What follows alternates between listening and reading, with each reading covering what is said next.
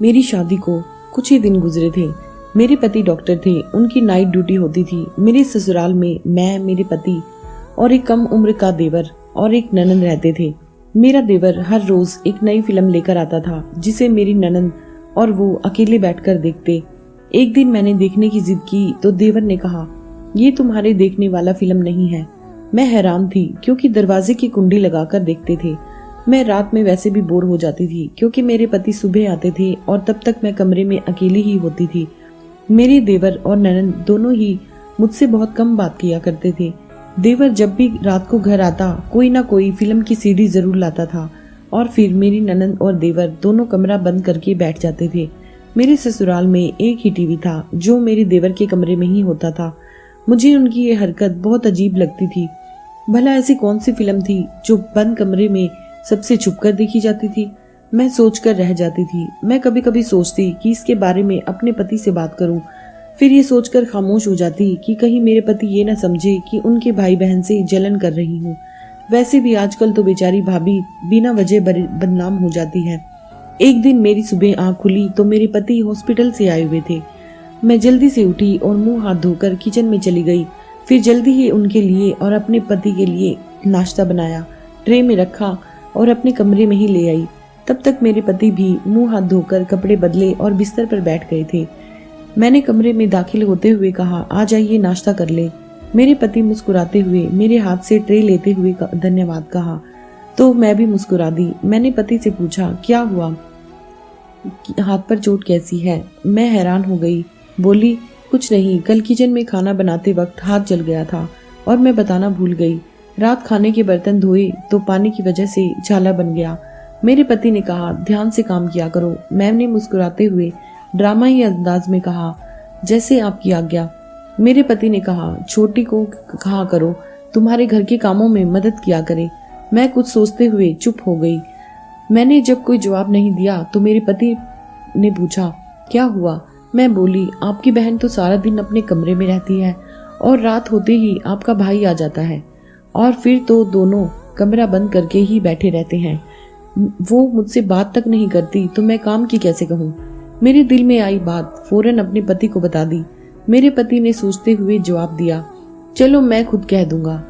मैंने अपने पति से कहा, अच्छा अभी आप नाश्ता करके आराम कर लीजिए, क्योंकि मैं जानती थी वो थके हुए आए होंगे। मेरे पति ने कहा, तुम भी नाश्ता कर लो, ठंडा हो रहा है।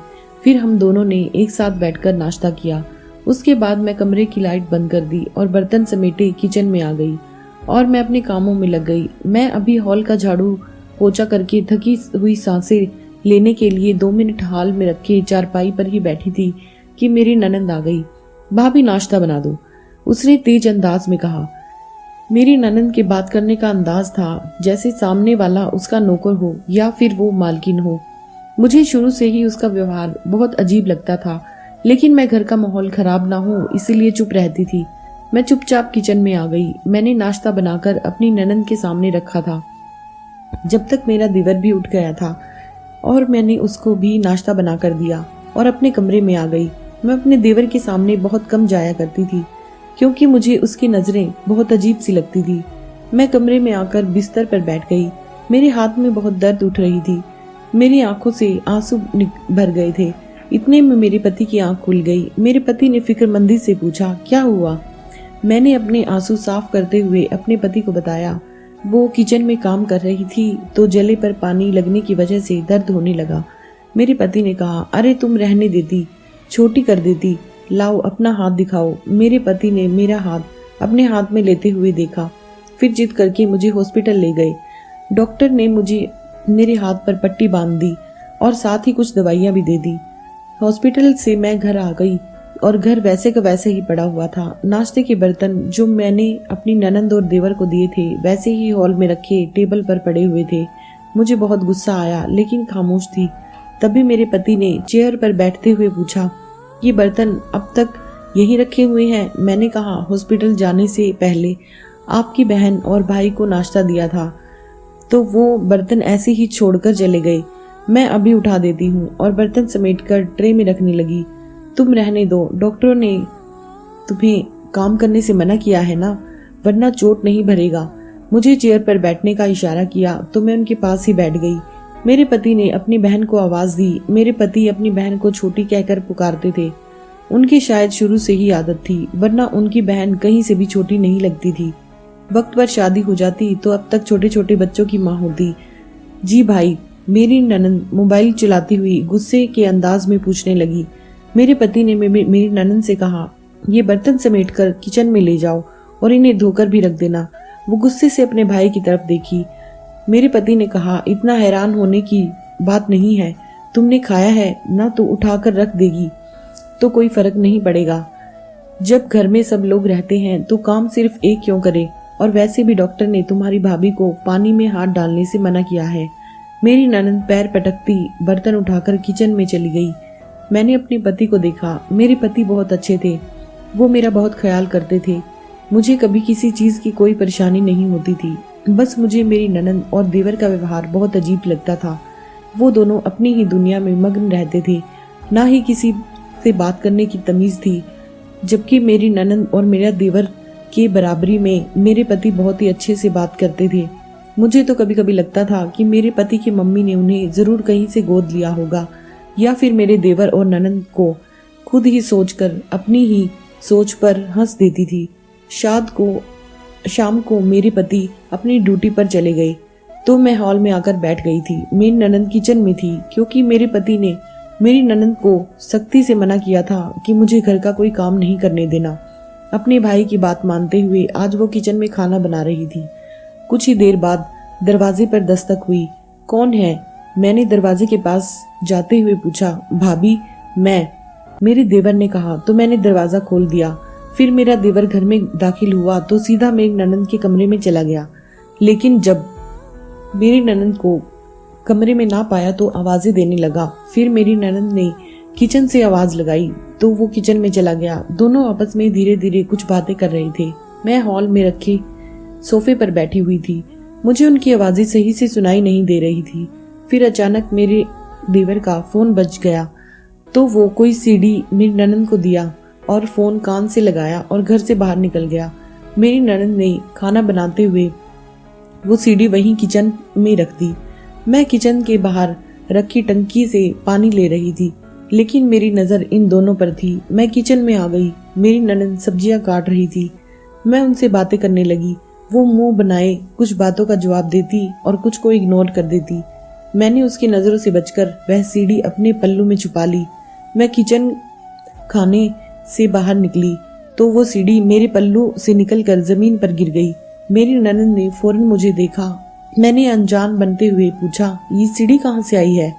और वो सीडी उठाई ताकि मेरी ननंद को मुझ पर शक ना हो। मैं इस पर अपने देवर पर नजर रख रही थी। ये मेरी है, मुझे दे दीजिए। मेरी ननंद झट से मेरे हाथ से वो सीडी छीन ली और जल्दी से वो सीडी लेते हुए अपने कमरे में चली गई।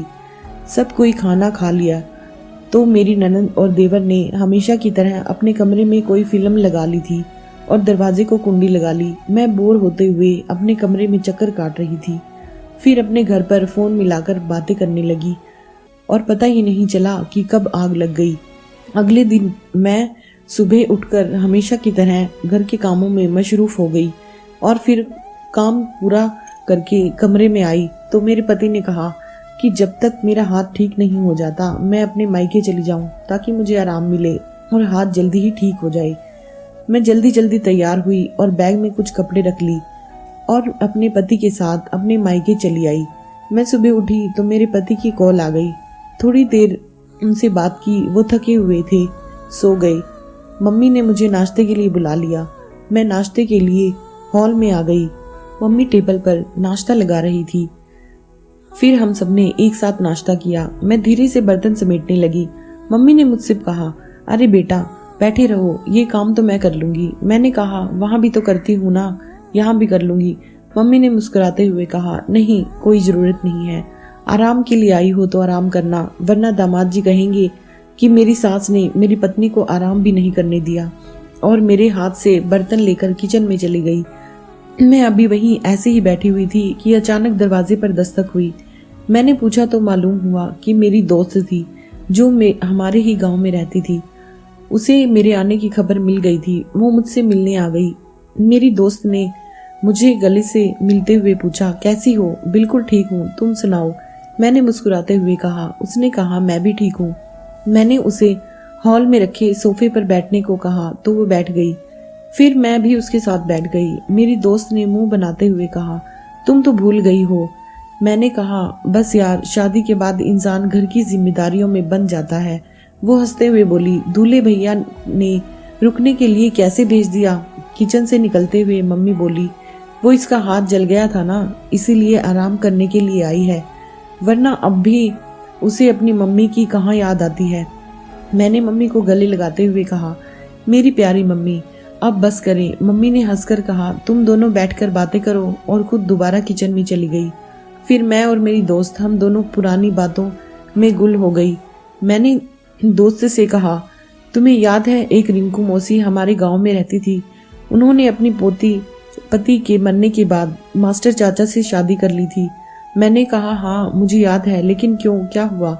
मेरी दोस्त ने बताना शुरू किया कि रिंकू मौसी जब मास्टर चाचा से शादी की थी तो उससे पहले मास्टर चाचा का एक बेटा था, जिसके बारे में हमेशा गांव में सुनते रहते थे, किसी न किसी से झगड़ा हो गया था। मैंने कहा, हाँ ये सब बातें तो मुझे याद हैं। मुझे तो शुरू से ही मास्टर चाचा का बेटा खतरनाक लगता था। मेरी दोस्त ने कहा, तुम्हें पता है अभी कुछ दिन पहले क्या हुआ? एक दिन रिंकू मौसी उस लड़के के कमरे में चली गई तो उन्होंने देखा कि वह अपने कमरे में बैठा मोबाइल पर लड़कियों का फोटो देख रहा था। उस लड़के को जैसे ही मालूम हुआ कि रिंकू मौसी ने उसे देख लिया है तो उसने डरने की बजाय रिंकू मौसी को धमकियां देने लगा कि अगर किसी को भी यह बात बताई तो उनके लिए अच्छा नहीं होगा। लेकिन फिर भी रिंकू मौसी ने चाचा को बता दिया। उन्होंने अपने बेटे को बहुत मारा और वो लड़का गुस्से में घर छोड़ दिया। एक दिन रिंकू मौसी ने किसी काम से घर से बाहर गई थी। उनके पहले पति ने से उनकी जो बेटी थी, उस लड़के ने पकड़कर उसके साथ ज्यादती कर ली। उनकी बेटी ने उसी वक्त आत्महत्या कर ली और वो लड़का तभी से फरार है। बेचारी रिंकू मौसी बहुत रोती है। मैं तो ये सुनकर दंग रह गई। मैंने अपनी दोस्त से कहा, मुझे ये सब सुनकर बहुत अफसोस हो रहा है। तो फिर थोड़ी देर में मेरी दोस्त अपने घर चली गई, लेकिन मेरे दिमाग में ये सब बातें निकल नहीं रही थी। फिर मैं अपनी दोस्त के साथ रिंकू मौसी के घर चली गई। मैं उन्हें देखकर बहुत दुख हो गया। जवान बेटी की मौत उनके लिए बहुत बड़ी दुख की बात थी। मैं उनको कुछ दिन पहले ही देखी थी, तो इस वक्त से क्या हो गई थी। फिर मैं घर आ गई। कुछ दिन मायके में रुकने के बाद मेरे पति मुझे लेने आ गए और मैं उनके साथ घर आ गई। मेरा हाथ भी अब बिल्कुल ठीक हो चुका था। मेरे पति मुझे घर छोड़कर अपनी नाइट ड्यूटी पर चले गए। मुझे पानी की प्यास लगी तो मैं किचन में रखे फ्रिज से पानी लेने के लिए चली गई। पानी की बोतल और गिलास लिए अपने कमरे में आ ही रही थी कि मेरे देवर और ननंद के कमरे से सामने से अचानक, क्योंकि किचन और कमरे के बीच में मेरी ननंद का कमरा था, मुझे कमरे में से कुछ आवाजें आ रही थी, लेकिन आवाज इतनी धीरे थी कि मैं सही से सुन नहीं पा रही थी। मैंने दरवाजे पर कान लगाते हुए सुनने की कोशिश की तो मैं दंग रह गई। मुझे ऐसा लगा कि किसी ने टीवी में किसी रोती हुई लड़की की वीडियो लगाई हुई है। मैं कुछ और सुनने की कोशिश कर रही थी। इससे पहले मेरे हाथ से गिलास गिर गया। मैं गिलास उठा ही रही थी कि मेरे देवर ने दरवाजा खोला और गुस्से से पूछा, यहाँ क्या कर रही हो? मैंने जल्दी से कहा, पानी लेने आई थी, अपने कमरे में ही जा रही थी कि गिलास गिर गया। मैंने कमरे में झांक कर देखा, मेरी ननंद बिस्तर पर बैठी हुई थी, जिसे देखकर लग रहा था कि वो मुझे देखकर घबरा गई हो। उस कमरे से अजीब सी आवाजें आ रही थी। मेरी ननंद ने मुझे देखकर फौरन टीवी बंद कर दिया। अब खड़ी क्यों हो, जाएं अपने कमरे में, मेरे देवर ने कहा, मुंह पर ही दरवाजा बंद कर दिया। अजीब बदतमीज है। मैं मुंह में बड़वाती हुई अपने कमरे में आ गई। बैठी ही थी कि मेरे पति की कॉल आ गई। कुछ देर उनसे बातें करने के बाद मैं भी सोने के लिए लेट गई। बार बार मेरे दिमाग में अपने दोस्त की बात घूम रही थी कि क्या सच में ऐसा हो सकता है, मेरी ननंद और देवर भी कोई गंदी फोटो या वीडियो देखते हो तभी तो मुझे नहीं आने देते, वरना ऐसी कौन सी फिल्म है जिसे सबसे छुप कर देखा जाए। ये तो बहुत बड़ा पाप है। लेकिन क्या सच में ऐसा ही है या फिर ये मेरा वहम है? लेकिन ऐसी कोई बात ना होगा। इन दोनों की आदत ही ऐसी हो सबसे अलग रहने की, तभी तो वो दोनों मुझसे ज्यादा घुल-मिल कर नहीं रहते, इसीलिए ये मुझे अपने साथ फिल्म नहीं दिखाते। लेकिन अब मेरे दिल में बहुत सारे सवाल बैठ गए थे। और मुझे समझ नहीं आ रहा था कि क्या करूं। ये सब बातें सोचते सोचते मेरा सर दर्द करने लगा। मैं नींद की दवाई ले ली और सो गई। सुबह उठी तो हमेशा की तरह वक्त पर मेरे पति नाइट ड्यूटी से आकर सो गए थे। क्लिनिक से उनके आने पर मेरी आंख नहीं खुली थी। मैं अपने पति को चादर उड़ा दी और स्नान करने के लिए चली गई। नहा धोकर तैयार हो गई। नाश्ता बनाने के लिए किचन में आ गई। नाश्ता बनाया, तब तक मेरे पति भी उठ गए थे। मैंने साथ ही दोनों के लिए नाश्ता बनाया और ट्रे में रखा कमरे में आ गई। मैं और मेरे पति नाश्ता कर रहे थे, लेकिन मैं अब तक इन्हीं बातों में उलझी हुई थी। मेरे पति ने पूछा, कहाँ गुम हो? तो मैंने सोचा अगर उन्हें सारी बात बता दूं, लेकिन ये सब मेरा वहम हुआ तो मेरे पति मेरे बारे में क्या सोचेंगे कि मैं उनके भाई बहन के बारे में कितना गलत सोच रही हूँ। मुझे पहले सब कुछ बता देना होगा और फिर किसी से कुछ कहूंगी। मैंने दिल से सोचा और कुछ नहीं कहकर नाश्ता करने लगी। अगली रात मैं उनके आने से पहले ही उनके कमरे में छुपकर बैठ गई, क्योंकि अब मुझे सारी सच्चाई जाननी थी। कुछ ही देर बाद मेरा देवर और ननंद कमरे में दाखिल हुए। हमेशा की तरह उन्होंने दरवाजे पर कुंडी लगा ली। मैं खामोशी से बैठी हुई थी। मेरे देवर ने अपनी जेब से एक सीडी निकाली और लगाई। मैं फिल्म शुरू होने का इंतजार कर रही थी कि क्या सच में ये मेरा वहम है, आज सब मालूम हो जाएगा। लेकिन जैसे ही उन्होंने फिल्म लगाए तो देखकर आज अपने ही सोच पर शर्म से पानी पानी हो गई। वह फिल्म तो कोई फिल्म नहीं थी, बल्कि किसी जगह की रिकॉर्डिंग थी। देखने से मालूम हो रहा था कि कोई छोटा सा कमरा है जिसमें एक दरवाजा और एक खिड़की नजर आ रही है। उसमें बहुत सारे बच्चे थे जिनकी उम्र 5-6 साल से 16 साल तक की थी। उनमें लड़के लड़की दोनों थे और वो एक कमरे में पड़े हुए थे। इन्हें देखने से ही मालूम होता था जैसे उन्हें बहुत दिन से पकड़ कर रखा गया हो। इनमें से एक लड़की बहुत ज्यादा बीमार हो रही थी और साथ साथ कह रही थी कि उसकी माँ बीमार है और वो मेरा इंतजार कर रही होगी। वो लड़की लगभग 16 साल की थी। उसकी आवाज मैं पहचान गई थी। जिस दिन मैंने कमरे के बाहर से आवाजें सुनी थी तो इसी लड़की की थी। मैं तो ये सब देखकर दंग रह गई। मेरा देवर और मेरी नन इतने घटिया थे। वो इतना गिरा हुआ काम करते थे, लोगों के बच्चों को पकड़कर कैद करते थे। मेरी ननंद के पास किसी का फोन आया तो वो उससे बातें करने लगी। शायद बच्चों को दूसरी जगह भेजने वाले थे। मेरे देवर ने कहा कि कल सारे बच्चों को दुबई सप्लाई कर देगा ताकि दूसरे बच्चों को रखने की जगह बने। और फिर थोड़ी देर बाद वो दोनों सो गए। मैं बिना आवाज किए कमरे से निकली और अपने कमरे में आ गई। वो सब देखकर मेरा दिमाग ही घूम गया। कुछ समझ नहीं आ रहा था कि मैं क्या करूं क्या नहीं।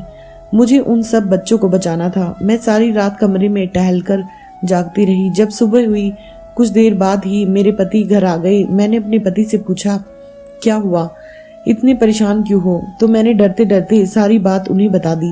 पहले तो मेरे पति को ये सब झूठ लगा। उन्होंने मुझ पर भरोसा ही नहीं किया, लेकिन मैंने उनके साथ मिलकर एक उपाय किया और उन्हें भी इस रात कमरे में लेकर छिप गई। वहां की सारी बातें भी रिकॉर्ड कर ली। मेरे पति तो इसी वक्त उनके सामने जाने वाले थे, लेकिन मैंने उन्हें ऐसा कुछ करने नहीं दिया। कमरे से बाहर आते ही मेरे पति ने अपनी बहन और भाई को मदद करने की बजाय इंसानियत से फैसला किया और उन दोनों के कारनामों को पुलिस को बता दिया। इन दोनों को अरेस्ट करके सारे बच्चों को अच्छे से उनके घर पहुंचा दिया गया और अब मैं जिंदगी में बहुत खुश हूँ।